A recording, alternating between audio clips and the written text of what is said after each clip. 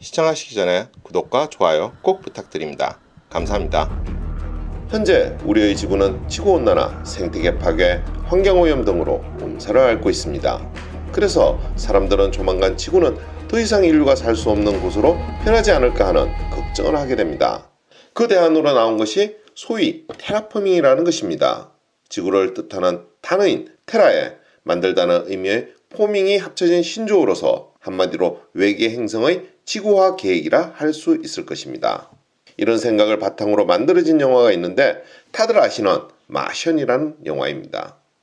2015년에 개봉한 이 영화는 나사 RS-3 탐사대가 화성을 탐사하던 중 모래폭풍을 만나고 팀원 마크 와트니가 사망했다고 판단, 글을 남기고 떠나는 것으로 시작합니다. 하지만 극적으로 생존한 마크 와트니는 남은 식량과 기발한 재치로 화성에서 살아남을 방법을 찾았고 화성에서 감자를 키우며 549 화성일을 지구시간으로 564일을 생존했다는 이야기입니다. 이것이 현실에서도 가능할까요? 그것이 현실적으로 가능한지를 시험한 적이 있는데 그것이 오늘의 주제인 바이오스피어 2라는 것입니다. 1991년 9월 26일 미국 애리조나 투손 사막의 3,900평 규모의 부지에 철골, 유리, 콘크리트로 이루어진 거대 유리온실이 들어섰습니다. 바로 격리 밀폐된 인공생태계 바이오스피어2 프로젝트였습니다. 미래 유인 우주기지 건설을 대비한 생태계 조성 실험이면서 인간 생태계의 변화를 면밀히 살피겠다는 목표도 있었습니다. 1984년 과학자들이 지구 생태계의 축소 모형을 만들고 실험을 하겠다는 야심찬 계획을 세웠고 1987년 건설에 들어갔습니다. 지구 안에 인공적으로 제2의 생태계를 조성하기 위해 시작된 프로젝트는 바다, 사막, 열대우림, 사바나, 습지 등 5개의 생태구역이 만들어졌고 인공 태양을 제외한 모든 환경을 인위적으로 조성하였습니다. 새, 도마뱀 등의 동물과 아마존 밀림의 식물, 곤충, 박테리아, 카리브해의 산호초 등 약 3,000여 종에 달하는 생물들을 시설물에 투입시켜 지구 생태계와 최대한 유사하게 진행되었습니다. 생물이 살아가는 공간을 뜻하는 바이오스피어는 곧 지구를 가리킵니다. 그리고 이 지구를 본뜬 제2의 생물권이라는 의미에서 바이오스피어2란 이름이 붙여졌습니다. 1991년 9월 26일 최종적으로 남녀 연구원 8명을 투입하고 2년간 외부와 격리시킨 채 그들 스스로 농사를 짓고 수렵을 하며 자급자족 생활을 하도록 진행되었습니다.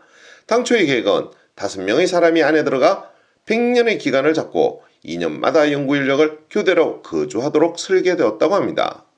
8명의 남녀 연구원으로 시작된 바이오스피어2에서의 생활은 처음 6개월간은 아무 문제가 없는 듯 순조로웠습니다.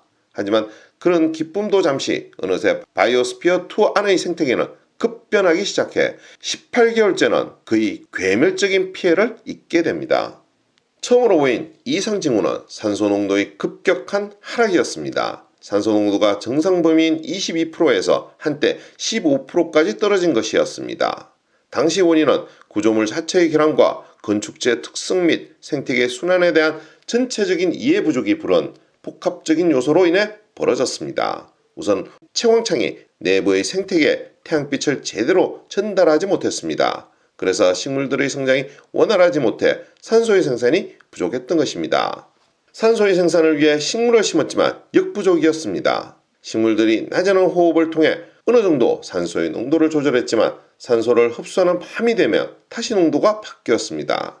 거기에 비옥한 토양을 유지하기 위해 흙 속에 있던 박테리아들이 이상정식을 하면서 이산화탄소를 배출해 식물로는 더 이상 조절이 불가능할 정도가 되어버렸습니다.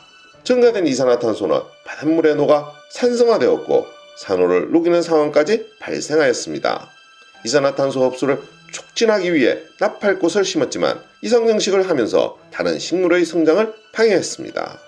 급격한 생태계 변화로 인해 곤충들은 죽고 해충들이 이상 번식한 결과 식량 생산도 줄어들면서 8명의 연구원은 영양 부족으로 피골이 상접해졌고 서로 반목하고 다투기 시작했습니다. 참가 연구원 중 한 명은 다른 연구원에게 침을 뱉기도 했다고 합니다. 그들의 갈등이 크게 달했던 것입니다. 그래서 이를 두고 혹자는 바이오스피어2 실험을 인간 실험이라고 말하기도 했습니다. 목표했던 1993년 9월 26일에 2년간의 임무를 마치고 그들은 무사히 밖으로 나왔습니다. 이후 문제가 되었던 것을 보완하여 2차 실험을 시도하였지만 결국 이는 중도에 좌절되어 미지의 영역에 도전했던 인공 생태계 실험은 결국 실패로 돌아갔습니다. 현재 실험장은 애리조나 주립대학으로 운영이 넘어가 관광지화되었다고 합니다. 그곳에 놀러갈 기회가 있으면 한번 들려봄도 좋을 듯합니다. 이 실험으로 지구의 생태계를 새롭게 구현한다는 것이 얼마나 어려운 것인지 잘 알게 되면서 환경의 중요성에 대해 다시 한번 관심을 가지게 되는 계기가 될 수 있었을 것이며, 다른 한편으로는 모든 도전이 그러하였던 이번의 경험이 앞으로 진행될 테라포밍에도 도움이 될 수 있지 않을까 하는 기대도 가지게 됩니다. 오늘의 이야기는 여기까지입니다. 더 좋은 이야기로 찾아뵐 수 있도록 구독과 좋아요 꼭 부탁드립니다. 알림 설정도 잊지 마시고요. 감사합니다.